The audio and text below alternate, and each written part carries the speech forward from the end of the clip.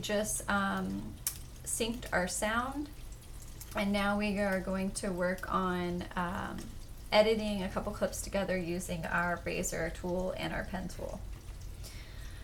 Okay, so for this clip, what I want to happen is as she comes kind of in the middle of the frame, I want to make a cut, and then I want it to go to this video and then go back to this clip.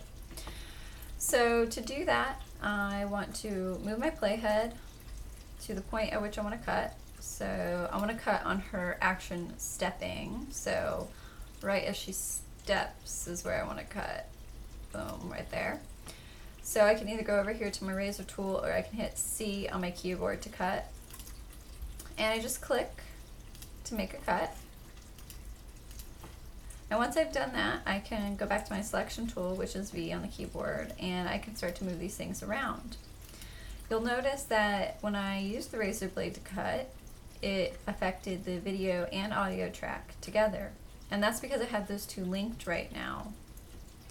If I wanted to affect one at a time, I would right click and hit unlink, and then I could cut just the sound or just the video. Link those again.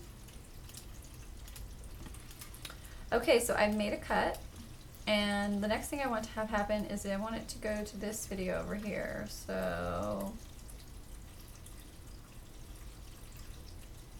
because I cut on her stepping here, I want to kind of continue the action. So right after she stepped, as her leg comes forward. So I'm going to go back to my razor tool, which is C again, and I'm going to make that cut.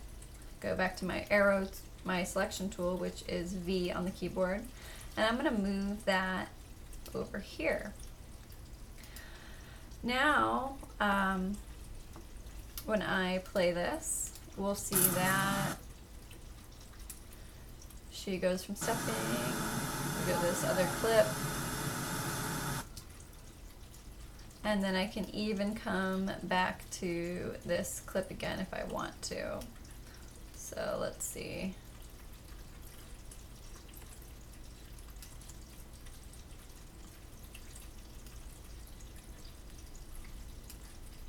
Right there.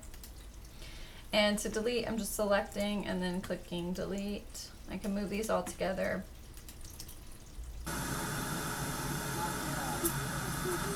And I can see how we go from one clip to another clip to another clip. If for some reason I wanted something else to occur, like maybe I want these two videos to work together. So to do this, we're going to use our pen tool, and what we're affecting is opacity. So remember how in Photoshop, each layer worked in a hierarchy as if it was a stack of paper. So that works the same way in this program as well. So if this is a stack of paper, then this clip is on top, and I can't ever see through that clip to the bottom clip right here. Now if I change the opacity, I can. So the opacity is this little yellow line here. In your program, it might be a white line. So I'm going to hit P on my keyboard to turn to my pen tool, and I'm going to hit the plus on the keyboard to zoom in a little bit so I can see this all a little bit better. Can even make adjustments to my window if I choose. So what I want to have happen here is I want to start with this video, and I want to slowly fade out to see this one. So to do that, the opacity needs to start at 100% because I do not want to see through it, but eventually I do. So let's say about midway through, I want it to show this other clip.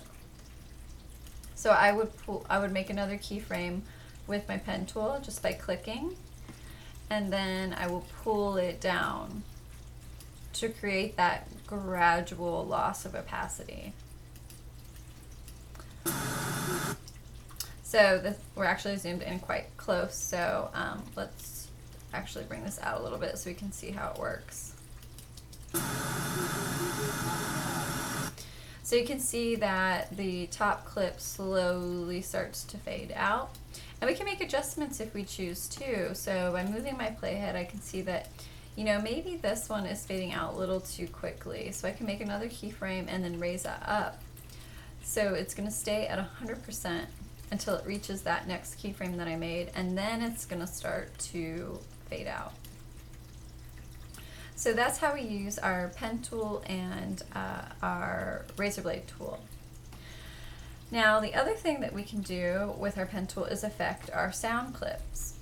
So it works the same way, but instead of affecting opacity, we're going to start to affect the volume of the sound. So let's listen to it first. Okay, so maybe I like the sound, but I want it to start really low and then to get really loud and then to get really soft again. So I know I need 3 keyframes at least to do that. So I want to start low, so I'm going to bring this keyframe down. And you can see as I start to move it down, there's a guide that shows me how the decibel is changing. So it's going down quite low. And then when I get to that middle keyframe, I want to raise this so it's even louder. And then I want to do the same at this keyframe. I want it to come down again. So you can kind of hear that change. And we might even be able to affect that more by bringing the second audio track down. So these are very basic techniques, but they can be used in a variety of ways. Once you've mastered this, you can pretty much edit anything. Okay, the next tutorial is going to be all about effects.